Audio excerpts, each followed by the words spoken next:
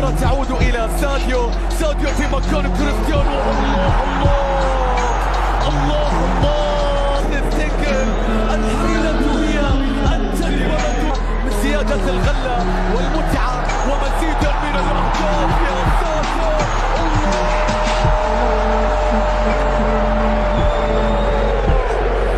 الاكتشافات تولد مزيدا من الأسئلة والنجاح الخير. هذه هدفين هكذا يقول كريستيانو رونالدو بأن يظل يلعب في أرضية الملعب وأن يبقى في أرضية الملعب حتى النهاية.